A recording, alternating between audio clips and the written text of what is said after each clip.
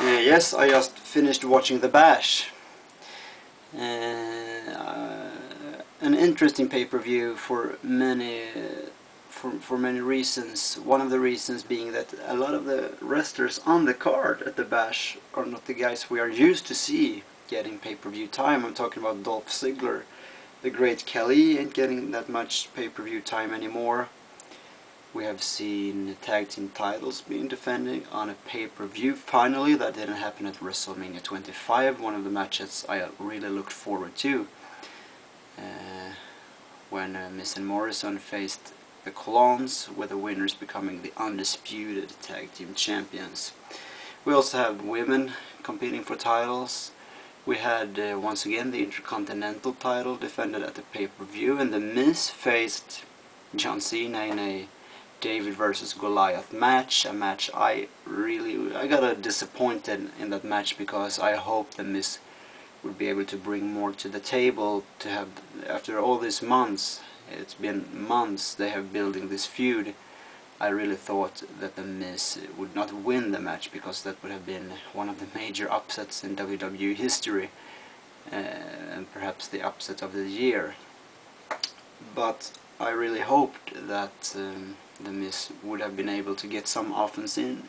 He never really did. John Cena won that match fair and square, but too easy. The women's match, I really thought Michelle McCool went better than I thought. Michelle McCool is a good wrestler, kinda good. She's very mat-based, almost submission-oriented. Melina, I think Melina has really improved since returning from her injury in November last year.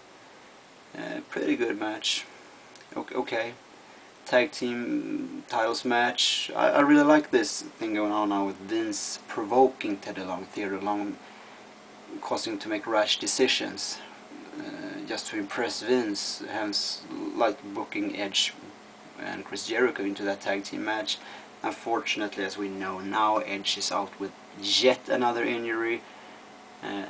I like this match. It was pretty unpredictable. I really didn't believe Edge and Jericho were gonna win it, however. They were almost never in the match. However, they got the one chance, they took it, and they won the titles. We will see where it develops right now, because one has to presume that Edge will have to give up the title if he is out until next year, because that's how the diagnosis looks right now. Other matches one could talk about is, of course, Triple H versus Randy Orton, 3 Stages of Hell. Interesting match, but Orton versus Triple H isn't really a new concept. They faced each other several times already this year. They had several pay-per-view matches last year. They have had pay-per-view matches in 2004, 2005, several matches on Raw in 2006, when we had the DX versus Rated RKO feud. However, I like one thing, because Triple H going into the match really seemed to have a strategy, a very profound strategy. He deliberately got himself disqualified, deliberately, as I said, losing the first fall by disqualification, only to be able to knock Orton down with a chair, continuously beating on him, which academically led to Triple H getting the second fall.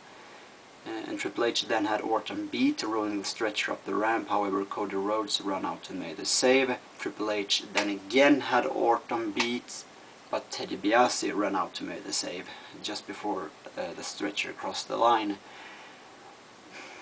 One can think that it made Randy Orton look kinda weak, almost losing the match so many times as he did. However, on the contrary, one could say that's how you build a good heel. The heel is lucky, the heel wins by cheating, having people helping him, hence making him more hated. Because he's preventing the face from winning, the better man. So it can work both ways. What I didn't like, however, was the fact that Triple H, after the match with Randy Orton, knocked Randy Orton out with a sledgehammer. Randy Orton won the match, but when the pay-per-view went to dark, it was Triple H's music being played, and I don't really see what's the point of building Orton as a heel the way they did, by having DiBiase coming in, by having Rhodes coming in, if they more or less killed that built-up heat by having Triple H get the last hurrah using the sledgehammer on Orton. Yes, he lost the match, but he still stood tall. That's what I could really, what's gearing my grinds. Best match of the pay-per-view, of course, Chris Jericho, Rey Mysterio. No secret.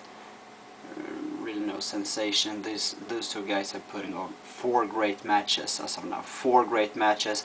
I hoped Rey would lose his mask because I'm a big Chris Jericho fan.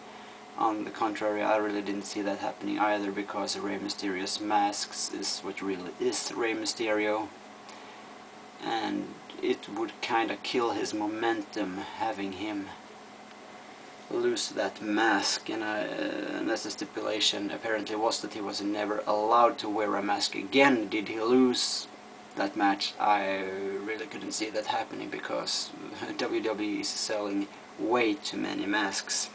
So that's an economic win for WWE and a title win for Rey Mysterio. The Bash, I think that's WWE need to book pay-per-views more like that, having more mid-card wrestlers, not only the top guys and the same guys at pay-per-view after pay-per-view after pay-per-view.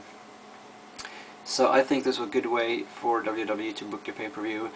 A lot of surprises during the pay-per-view, such as Kane return. Although I think Dolph Ziggler could have been allowed to win that match clean. Yeah, he won, but it really didn't gain him anything, because it wasn't his win. It wasn't due to himself he won, it was thanks to Kane. And I guess we will have Kane versus Khali feud coming up now, with Kane, who has been on a promotional tour to India, will come back and say, I went to India and nobody cared about me, everyone cared about the Great Khali, asking me where he was. I'm sick and tired of the Great Khali. So that's my summary of the Bash. Kinda good pay-per-view. I like seeing mid-card wrestlers. However, we have seen Triple H versus Randy Orton a few times by now.